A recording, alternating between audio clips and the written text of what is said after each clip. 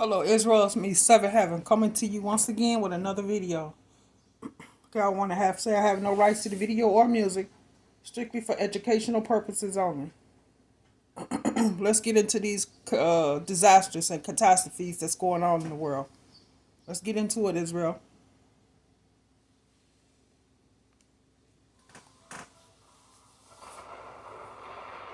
The United States of America is a hotbed for tornadoes.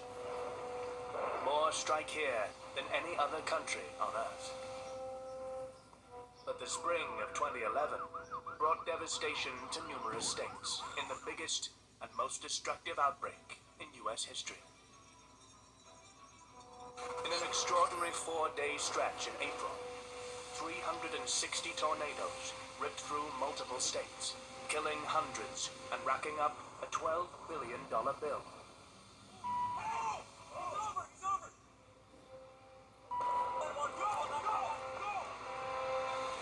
It was the second catastrophic outbreak that month.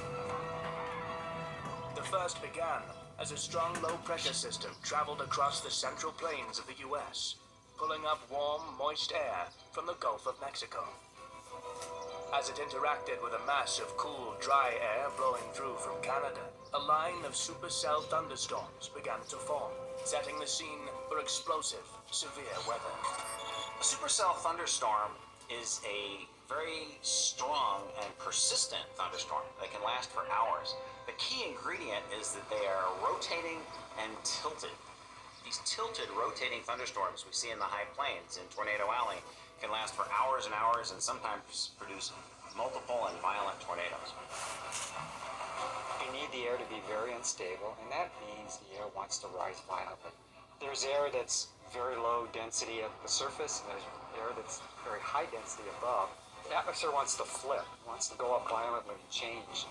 You also need very strong winds.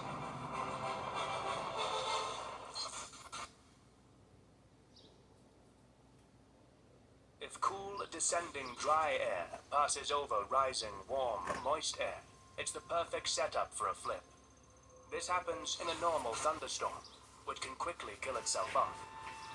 What will happen is that the rain will fall back down and kill off the original updraft, and you'll have basically a life cycle of a normal, what they call an air mass thunderstorm. To brew up a supercell, you need an added ingredient of strong, multi-directional winds at different altitudes. And then the real key ingredient is something that we call wind shear. So it's winds in the atmosphere that change speed with height, and they also change direction with height. Basically what it does is it creates rotation, but this rotation is horizontal. As you know, a tornado is vertical. So what ends up happening is this horizontal rotation, these supercells have very big, strong updrafts. Basically, it gets tilted into the vertical. So then you get the supercell, so you get this rotating thunderstorm. And that rotation acts to bring the rain off to the side of the updraft and allows the supercell to exist as an entity much longer than an ordinary air mass thunderstorm. Watch all episodes of Ice Pilots. Watch on mobile devices or the big screen. All for free. No subscription required. Download Veely now. Instead of cooling itself off, a rotating supercell just keeps on going. And those are usually the strongest thunderstorms, and they're associated with the most severe weather. So winds, hail, and then tornadoes. And usually the strongest tornadoes come from these supercell thunderstorms. Large tornado crossing the highway just in front of us. And then it becomes a tricky part of how the tornado actually forms. So there's downdrafts and updrafts associated with this rotating part of the supercell. As this downdraft is coming down, it's bringing down rotation to the surface. But only a small fraction of supercells produce tornadoes, which is another forecasting challenge.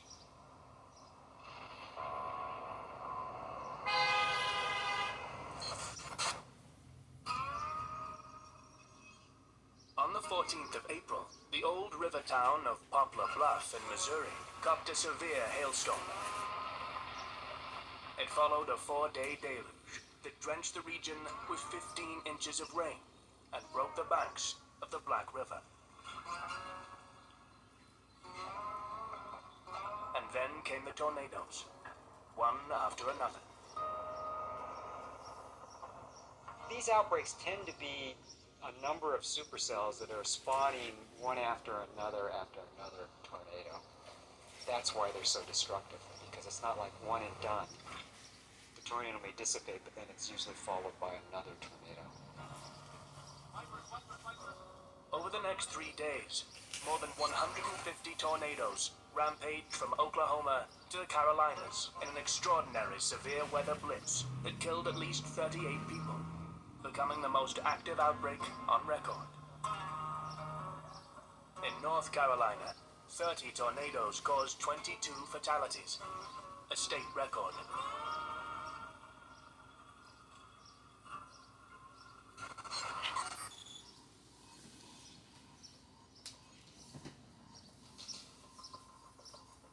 Days later, in a terrifying start to Easter, 2 large supercell thunderstorms moved into St. Louis, Missouri, sparking 5 tornadoes. The worst, a large E4, barreled through the terminals at Missouri's International Airport. 3 planes were on the tarmac, full of passengers, who rode out the most severe turbulence imaginable, while still firmly on the ground.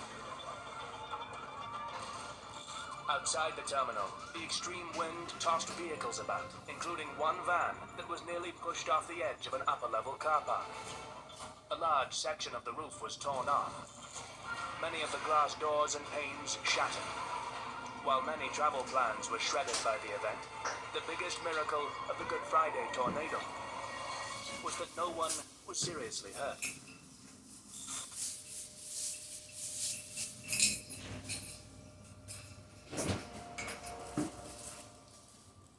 A few days later, the super outbreak began to brew.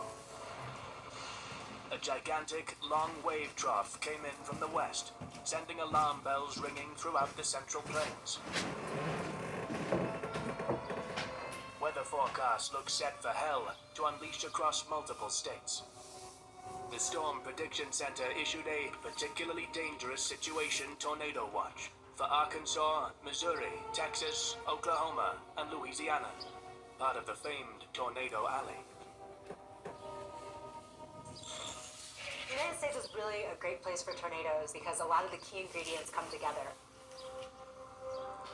And in particular, they come together a lot of times in the early spring in the central part of the United States, what's commonly known as Tornado Alley. Much of the landscape is flat plains, as far as the eye can see, lying between 2 mountain ranges, the Rockies and the Appalachian. It is just a hot spot where there's typically a lot of instability. There's a lot of wind shear, and it just is a prime area for very, very severe thunderstorms. Because we have the Gulf of Mexico, which has an enormous amount of warm, moist air that comes out from the south into the plains, but also the Rocky Mountains, which helps produce very cool, dry air that comes in aloft, sets itself up for overturning. And that overturning, when the warm, moist air goes violently upwards, that's how you form a thunderstorm. But uniquely in North America, there's an overlap between where that warm, moist air is flowing north from the Gulf of Mexico and waves that are still left over from late winter and early spring in the jet stream. Jet streams are ribbons of wind that circle the globe at high altitudes. As they surge over the Rockies heading east, waves in the wind belt help deliver a good dose of spin and speed to the cool, dry air. This provides the wind shear and rotation needed for supercell thunderstorms. If those ingredients all occur, then the Storm Prediction Center, which does forecast for tornadoes, will issue sort of an outlook that says this area looks prime for tornadoes.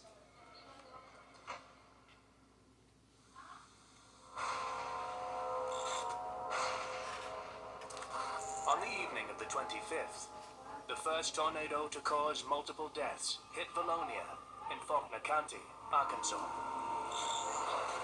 It was an EF2 wedge tornado. Wedge tornadoes get their name because they're so fat and wide, they sometimes look like a block of black clouds jammed into the ground. And they always say it sounds like a train. It didn't. It just was a loud wind. Our ears popped, and then just in seconds it was over.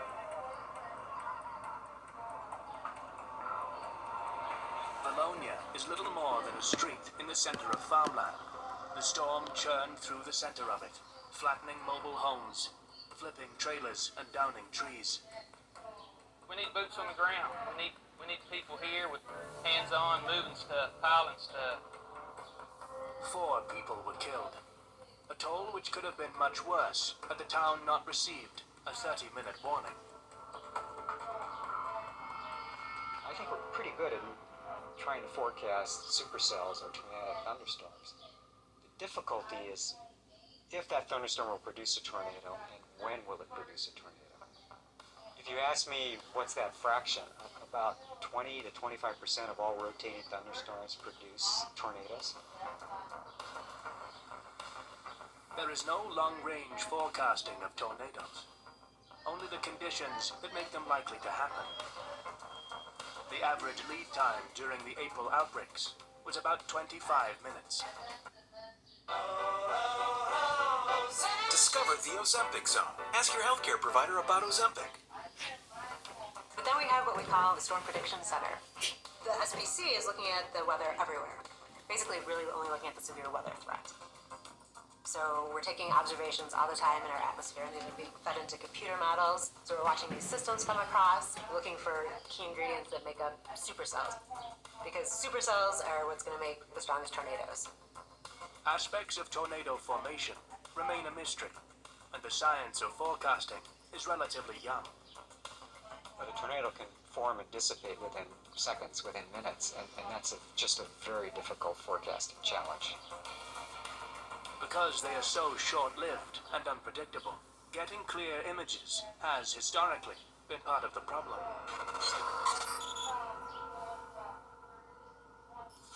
The 1957 Dallas tornado was a turning point in tornado research.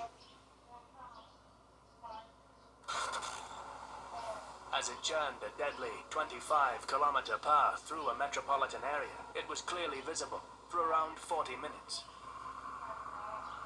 It became one of the best documented tornadoes. More than 100 people caught it on film. From these clips and other photographs, scientists were able to estimate wind velocities and the speed of the tornado. Engineers were also able to relate those speeds to damages on the ground. In that storm, 500 were made homeless, 200 injured, and 10 people perished. Most of the reports of tornadoes came from unscientific observation. They go out and interview the farmer, what happened here.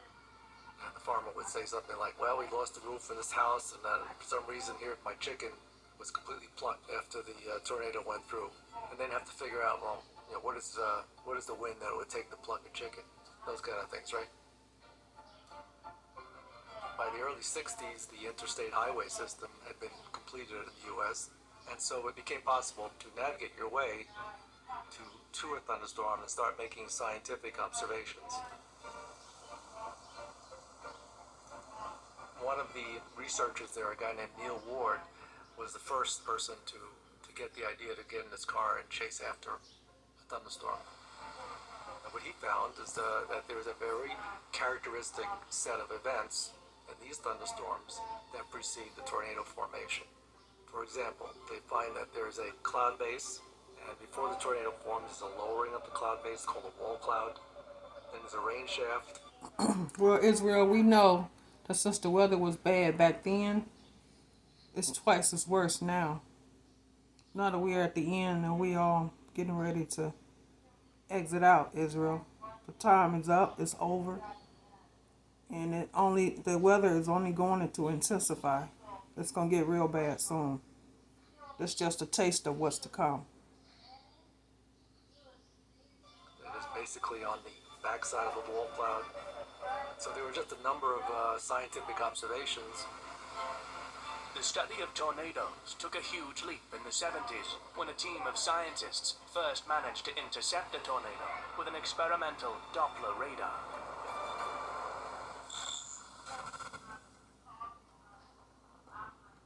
On May 24th, 1973, conditions in Oklahoma were lining up for tornado formation, and an array of instruments and cameras were set up in the field, ready for the chance.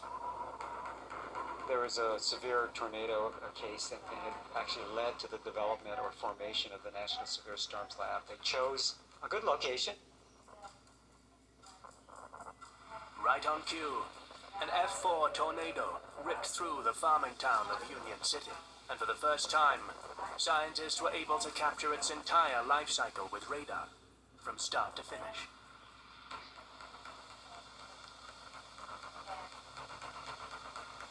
It changed tornado forecasting forever. The National Severe Storms Laboratory is a national laboratory funded by NOAA, which also funds the National Weather Service, the Storm Prediction Center, the Hurricane Center, all these groups that are associated with forecasting weather. But the Severe Storms Laboratory focuses on research which can be very quickly applied to making better forecasts of tornadoes and other severe storms, including hailstorms and flash floods and other phenomena. Doppler radar scans of the Union City tornado led to two critical discoveries. That rotating thunderstorms could lead to tornado formation, and that a tornado vortex signature, a strong radar indication of circulation, often appeared about 25 minutes before the tornado. Here, they had two critical potential warning devices, which could save many lives.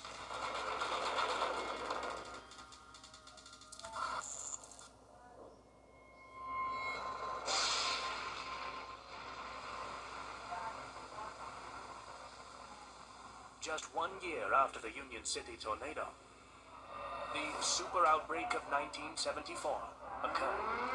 It remains the deadliest spate of U.S. tornadoes on record. As the National Weather Services were still using 1950s equipment for forecasting, warnings were virtually non-existent. It was a particularly violent outbreak, carrying with it 30 EF4 and EF5 tornadoes. 335 people were killed and 6,000 injured.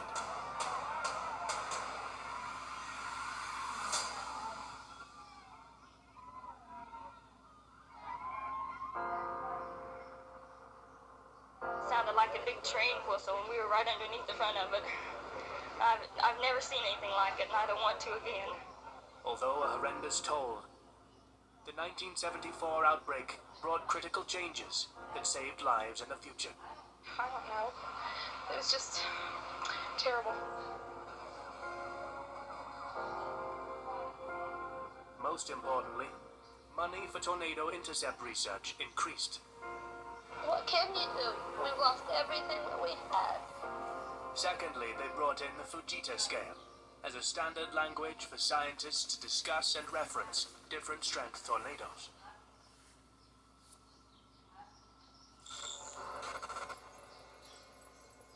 There's something we use called the Enhanced Fujita scale. Really what it is it's a damage-based scale. So looking at damage, wind speeds are inferred. Tornadoes are rated by the amount of damage they do. So if tornadoes break a few branches, they're F0 or F1. If they completely wipe houses down to their foundation, so there's nothing left but the slab, that's an F5. In between, there are different levels of damage, from lifting off a roof, maybe that's F1, to removing a bunch of walls, that might be F2. There are a lot finer details than that, but roughly it's the level of destruction that a home or other structure experiences. If a tornado has ferocious winds, but lands in a rural area with no destruction of property, they will receive a low rating, even those that normally cause the total obliteration of well-built structures.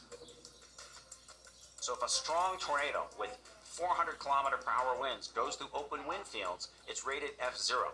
In some sense, that's kind of silly, because we know it's much stronger than that. Even if we measure winds stronger than that with a radar, it's officially rated F0 because of the damage. We are working with the American Society of Civil Engineers to develop a standard that uses all available evidence, including damage, radar measurements, anemometer to try to come up with the most comprehensive and most accurate measurement of tornado winds. Although only around 1% of tornadoes in the US are classified on the top end of the scale, an EF4 or EF5, the majority of deaths are in these two classes. Any tornado that has a greater chance of hitting an urban area is likely to be higher rated, do more damage, and kill more people.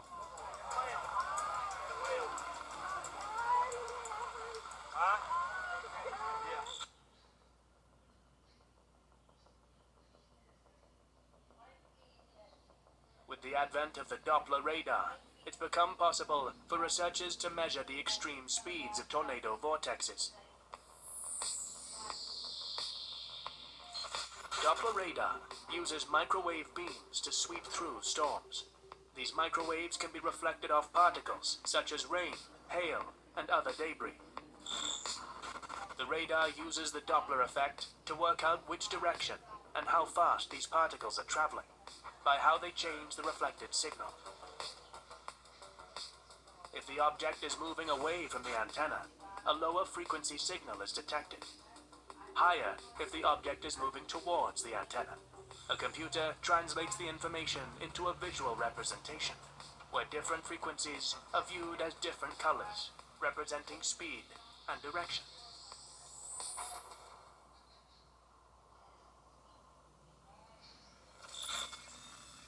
I lead the Center for Severe Weather Research, which operates the Doppler on Wheels mobile radar fleet, and do you want to try that survival food you keep seeing on Facebook, but you don't want to sacrifice any for a taste test? Well, here... Also, other instruments that we drop in front of tornadoes, hurricanes, other kinds of interesting weather. We compressed everything and made it rugged and mobile, so we can chase to the weather. We can go to tornadoes instead of waiting for them to come to us. By getting up close, we can see the fingerprints, the small details that you just can't see from farther away. We're trying to understand the map of the winds inside tornadoes. Where are the strongest winds? How are they doing damage? We're trying to watch the birth process of tornadoes and understand why some thunderstorms produce tornadoes and some don't. We're trying to understand why some tornadoes become very intense and become the real killer F4 and F5 tornadoes that we're most concerned about.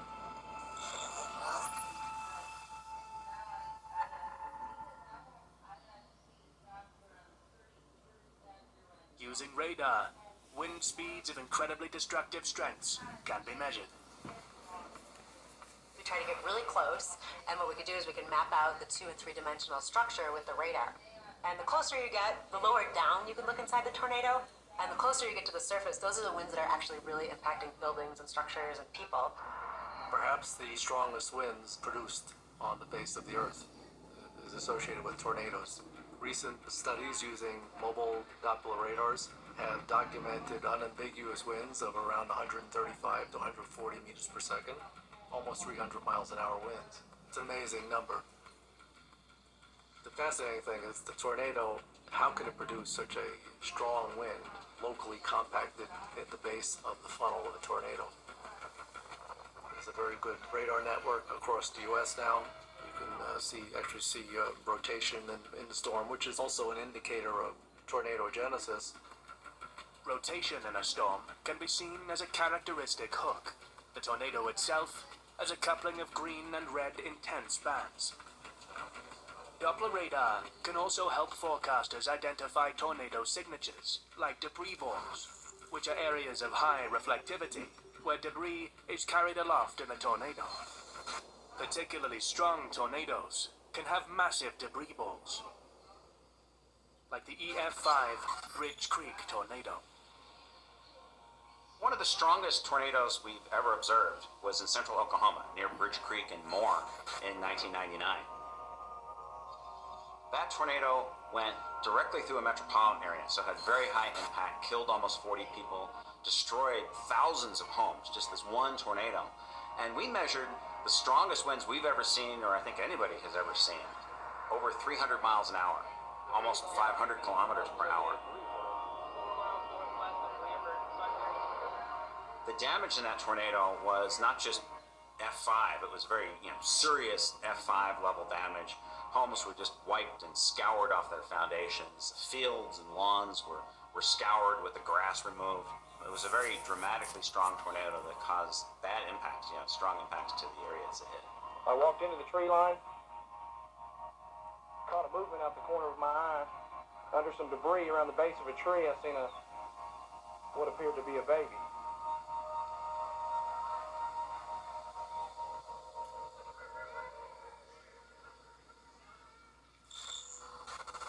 Oklahoma City is near the heart of Tornado Alley in the U.S., and Moore has had its fair share.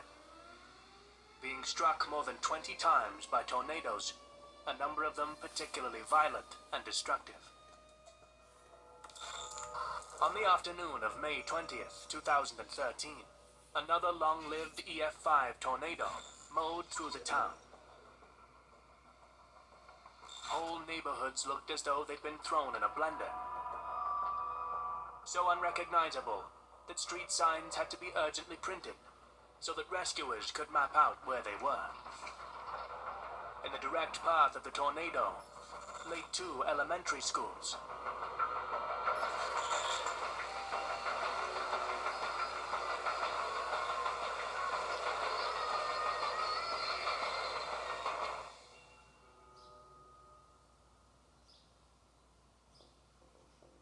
Parents arrived to pick up their children from school, only to discover in horror that virtually nothing was left of the buildings. Miraculously, no one died at Briarwood Elementary, but 7 children perished at Plaza Towers. Neither of the schools had shelters. After the devastation, there was an outcry for change. School districts across the state called for greater funding to afford every at-risk school a tornado shelter. EF5 tornadoes are extremely rare, but the super outbreak of 2011 had 3 and 12 EF4s, which helps explain why such widespread destruction occurred. Most of the violent tornadoes struck on one awful day, April 27, with more than 300 deaths occurring in the space of 24 hours. Alabama bore the brunt of it. The 2011 outbreak was largely in the southeast. Tuscaloosa and Birmingham were particularly hard hit. In Tuscaloosa and Birmingham, the first wave brought nearly 36 twisters that morning, knocking out communications and power. Few expected a second round of supercells were about to whip up the most violent and long-lived tornadoes. That afternoon, an incredibly wide EF4, which spanned more than 26 football fields, churned across 130 kilometers of landscape. Wind speeds were greater than 300 kilometers an hour. 65 people were killed in that single event. The cost of simply removing the extensive debris from Tuscaloosa was estimated at $100 million. I'm grateful that we survived it, but it was one of the most horrifying experiences I think I've ever experienced in my life. Sometimes that surprises people because people say, well, that's not Tornado Alley. Tornado Alley is Texas, Oklahoma, Kansas, Nebraska, Iowa sort of area. But actually, down in the southeast, they can get pretty severe tornadoes too. Alabama lies in the tornado-prone Dixie Alley, a loosely defined southeastern region.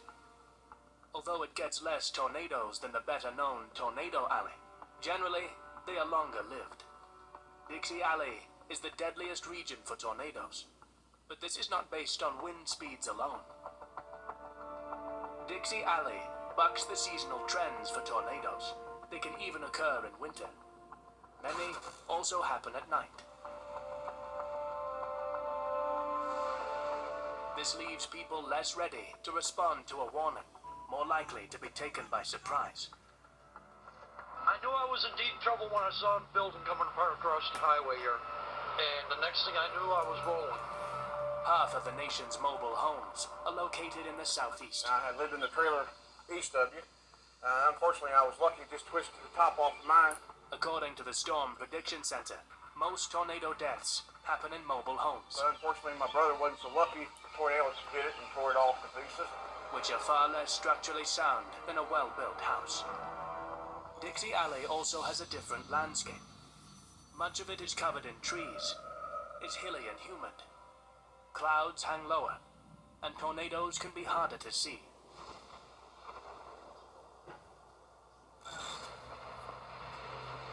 Because Dixie Alley is closer to the Gulf, it also increases the likelihood of violent, rain-wrapped tornadoes.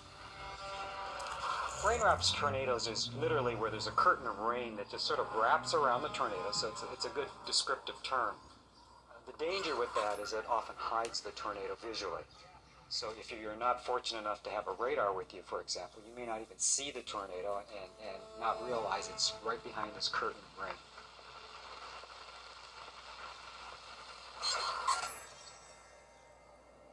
How big a tornado actually is seems to be as much a matter of opinion as it is science. Defining tornado size is problematic because everyone has their own definition. People who are out chasing look at the condensation funnel and say, that's how wide the tornado is. Worse, they're just looking at it and estimating and saying, that looks 2 miles wide. It's very crude, just eyewitness reports of what they think they're seeing. The Weather Service rates tornadoes by how wide a swath of damage they make. My team rates tornadoes by how big the wind circulation is, because we're making detailed maps of what the winds are. Still, some tornadoes are much, much wider than others. The widest tornado that we've... Homeowners, would you like to see how you could take your electric bill from this to this? The future of lowering your electric bill is by going solar at no cost. So we've ever documented, and we're in agreement with other methods of documenting width of tornadoes, was back in 2013 in central Oklahoma, near a town called El Reno.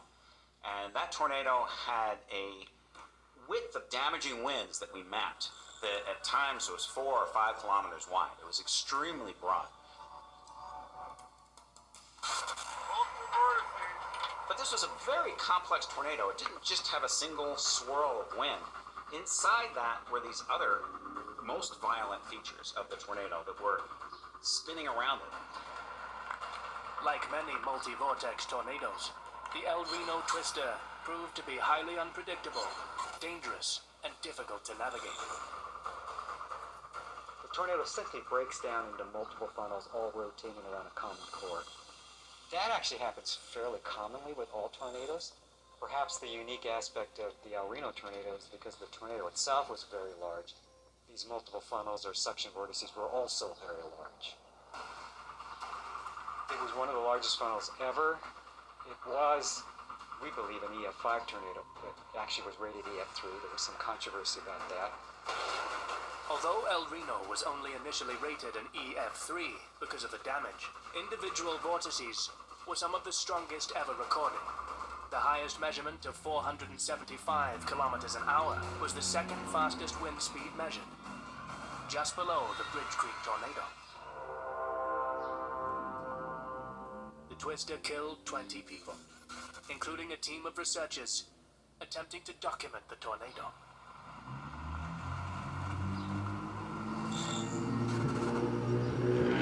One of the most famous and deadly multi-vortex tornadoes descended on the western edge of the city of Joplin, Missouri, on May 22nd, 2011. The Joplin tornado is well known because it went right through a medium-sized small city. And it turns out to be the 7th deadliest tornado in history. Why that's remarkable is the other tornadoes that were in that same ranking occurred many, many years, decades ago. So you would think with all the new technology, with all the new computers, with all the new satellite technology, how did we have an event that ranks number 7 on the fatality list of tornadoes? The EF5 touched down at 5:41 p.m. on a Sunday evening, and weather services knew in advance it was coming. why so many people died. Turns out it wasn't because the forecast was bad, because that might be one of the first guesses. Well, the forecast must have been terrible. They had no warning. They had actually quite a bit of warning. It turns out that a large part of this was the social response from the people. They went back and checked, and a lot of the people that heard the alarm go off waited to hear another confirmation. Somebody calling them to confirm that you better get out of the way, or watching on TV to see maybe a TV weather forecaster to come on.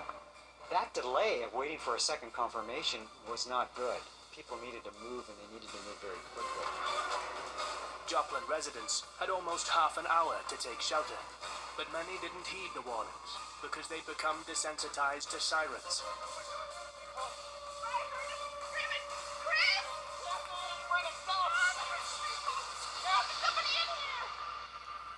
There's always a worry that you're crying wolf too much. That's been one of the hardest things to sort of reduce the false alarm rates. It's not just hard science research. There's a social science aspect of how people react to warnings. And with the Joplin case, that couldn't be better illustrated. And that is what led to so many people dying. They simply didn't get out of the way when they were warned well ahead of time. It hit a substantial part of the town, so residential places, commercial places, but then also the Joplin Hospital was also impacted by that tornado. Views of the damage from the air give an idea of just how big and destructive the multi-vortex tornado was. Entire neighborhoods were blown away. What we say about suction vortices is that if you've looked at aerial damage photos, oftentimes you sort of see marks like this along a tornado track. So I often call them spirograph marks, because that's literally what it is. And that's where the biggest or the strongest damage tends to occur.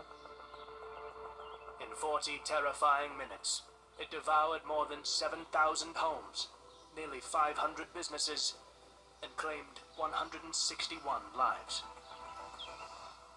I had done an analysis several years before asking what if? What if a Joplin-like tornado, what if a strong tornado like we had seen in Bridge Creek or even El Reno went through St. Louis or went through Chicago or went through Atlanta?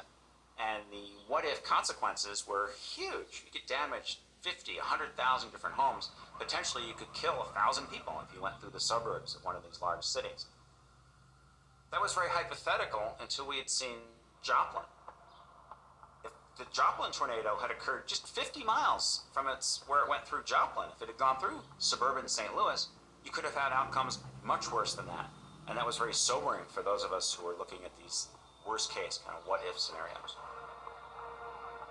Some scientists actually questioned whether the F5 was a high enough rating on the Fujita scale, or whether we actually needed a higher rating on that scale, was to put into context how big that tornado really was.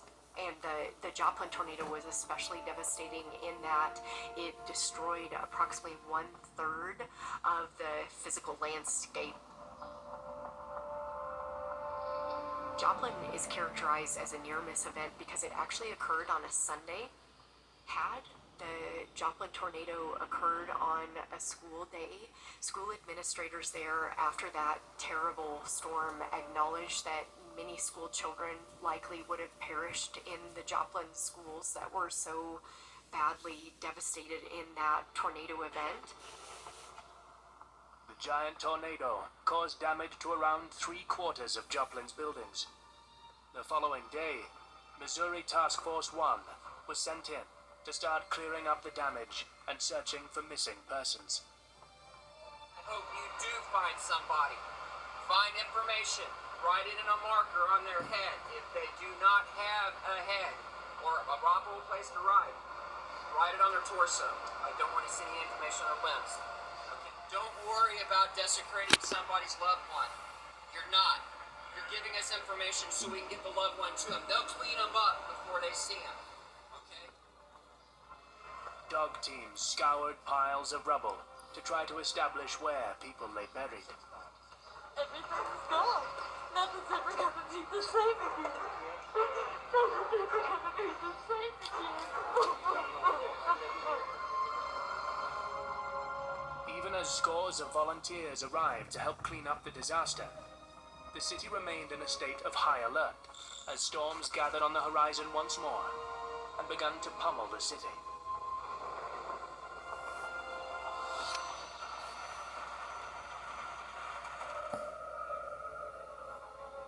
Although they can bring the highest wind speeds known to man, the chances of surviving a severe tornado are high if the warnings are heeded.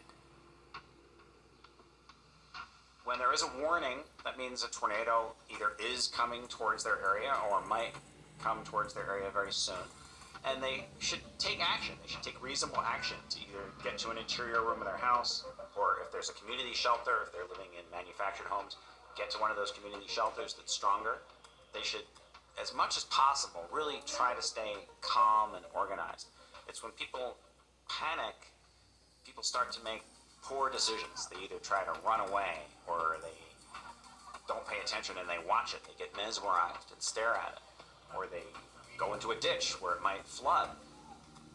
You know, a lot of people drive towards it because they want to get a better look. The sensible thing to do is try to get away. You know, not many things are designed to withstand 200-mile-an-hour wind. If you have a hole in the ground to crawl into, you should do that. Quick thinking may have saved many children during a deadly tornado outbreak in Indiana, March 2012.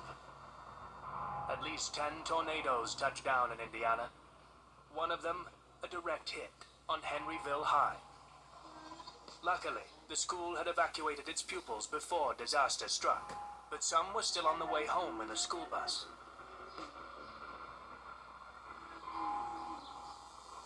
Surveillance video from inside the bus shows what may have been in store for the students had their bus driver not raced the storm and made it back to the school and under cover 3 minutes before the twister struck.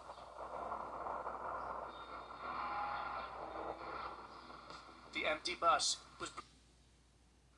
So I just got back from Walmart today, and I paid for all of these groceries using this. Not my money, but...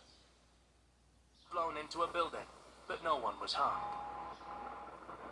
Of course, that isn't the place you want to be. Any vehicle is not good in a tornado. The tornado ran for a remarkable 77 kilometers and lasted almost an hour, hitting not just Henryville, but several other locations in its path. Right after it passed through, an EF-1 was hot on its heels, churning through almost exactly the same track. As if the two tornadoes weren't quite enough, baseball-size hail also came down, the largest ever recorded in Indiana, 12 centimeters in diameter.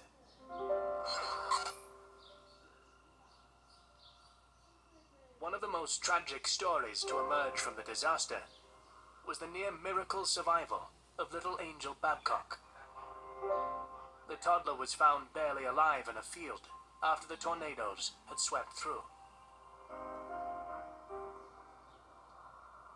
Her entire family had been picked up by the vortex and dropped 100 yards from their home. All were dead, except little Angel, who spent 3 days in critical condition before being taken off life support. Oh, they loved her. I mean, we all loved all those kids. The severe outbreak that early March also hit Kentucky, Ohio, and Alabama, killing more than 40 people.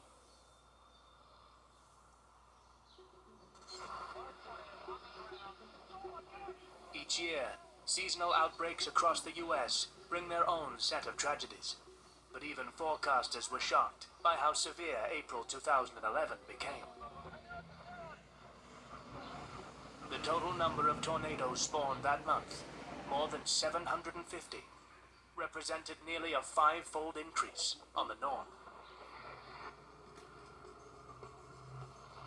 Why these outbreaks spawned so many tornadoes is not certain, but recent research suggests it could be part of a disturbing trend. In 2014, a Columbia University study found that the number of tornadoes and extreme outbreaks has jumped dramatically, roughly doubling over the last 50 years. Could this be due to climate change? Do we see a very distinct relationship between tornadic activity and climate change? And the answer is no. If you ask me, has there been any change in recent years about tornado activity? And the answer to that is yes.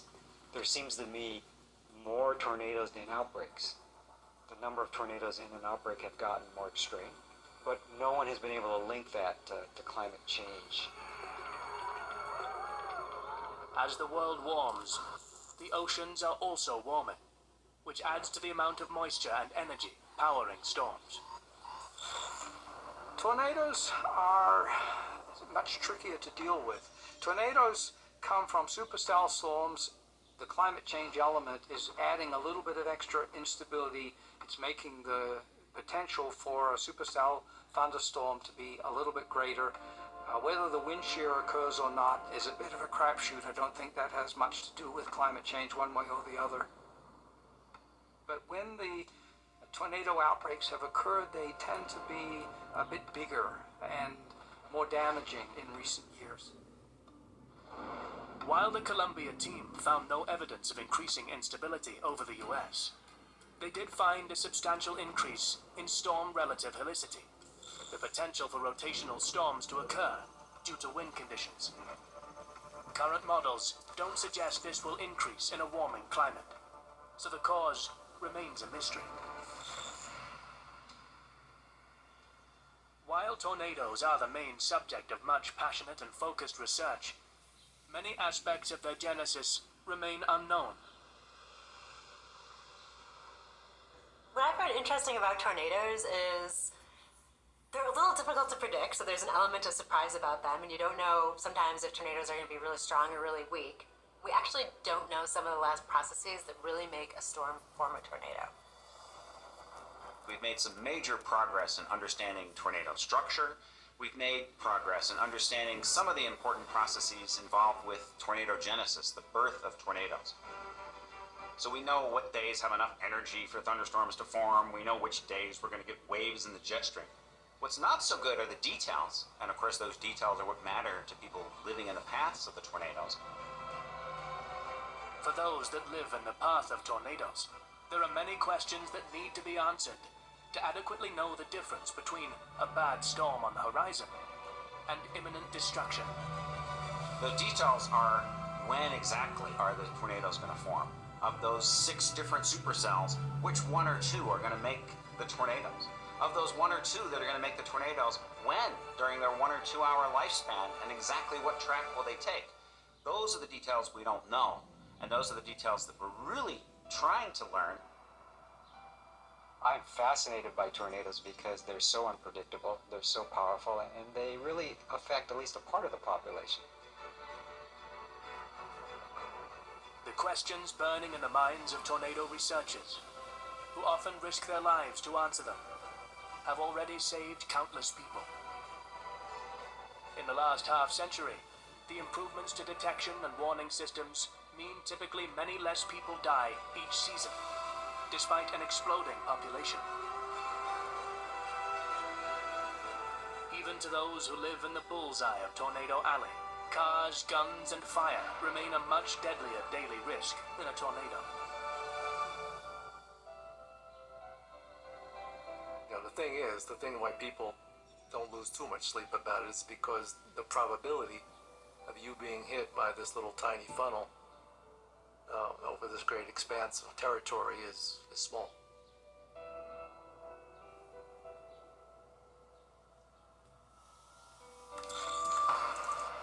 Much love, Israel.